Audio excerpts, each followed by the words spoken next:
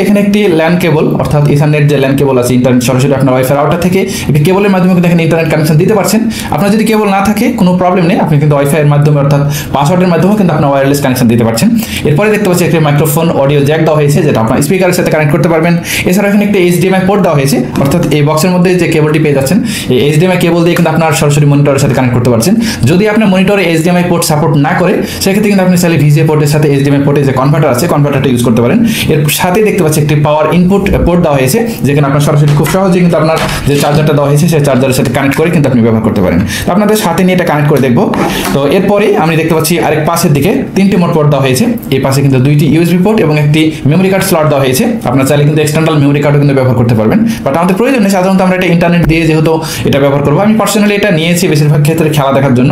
অনেক সময় কিন্তু ওয়াইফাই দিয়ে বিভিন্ন সার্ভারে খেলা দেখতে গিয়ে বিভিন্ন যখন গুরুত্বপূর্ণ খেলা হয়, বিশেষ করে লাস্ট যে বার্সেলোনা এবং রিয়াল মাদ্রিদের ম্যাচটা আছে, ম্যাচটা দিয়ে খেলা দেখতে গিয়ে অনেক সময় দেখেছি যে অনেকগুলো সার্ভার কিন্তু ট্রাই করার পরও দেখি যে সার্ভারগুলো কিন্তু প্রায় ক্ষেত্রেই যখন খেলা শুরু হয়েছে তখন কিন্তু সার্ভার জ্যাম হয়ে গেছে। বাট আমার হঠাৎ মনে হলো যে TX10 Pro একটি প্রোডাক্ট আমার ছিল, সেই প্রোডাক্ট আমি সরাসরি এটা আনবক্সিং করে আমি কিন্তু ইউজ করেছি এবং TX10 Pro দিয়ে কিন্তু খেলা দেখতে গিয়ে আমার কাছে যেটা মনে হয়েছে এখানে ইভেন্ট আকারে কিন্তু অনেকগুলো সার্ভার একসাথে কিন্তু আপনাকে রেডি করে দিচ্ছে, যেক্ষেত্রে যারা আসলে স্পেশালি খেলা দেখার জন্য নিতে চান বা বিভিন্ন ধরনের বাংলাদেশি বা ইন্ডিয়ান কিংবা বিভিন্ন ধরনের ওয়ার্ল্ড ওয়াইড টিভি চ্যানেলগুলো দেখতে চান একটা সফটওয়্যারের মাধ্যমে, সেক্ষেত্রে কিন্তু TX10 Pro এই স্মার্ট অ্যান্ড্রয়েড টিভি কার্ডটি আপনাদের জন্য বেস্ট হবে। তো আমি সরাসরি এটা আপনাদের এখন সেটআপ করে দেখাবো।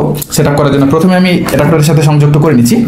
অ্যাডাপ্টারের সাথে সংযুক্ত করার সাথে সাথে এখানে দেখতে পাবেন একটি গ্রিন কালার লাইট জ্বলে উঠছে। এরপর আমরা HDMI পোর্টটা কানেক্ট করে দেবো আমাদের যে মনিটর আছে মনিটরের সাথে, এবং এখানে আমি ওয়াইফাই কানেকশন, আমার রাউটারটা একটু দূরে আছে যে কারণে আমি স্টেবল কানেকশনের জন্য সরাসরি আমার ইথারনেট কেবল আছে কেবলটার সাথে সরাসরি কানেক্ট করে দিচ্ছি, এবং এখানে আমরা সরাসরি আমাদের যে স্পিকারের জ্যাকটা আছে স্পিকারের জ্যাকটা কিন্তু কানেক্ট করে দিচ্ছি।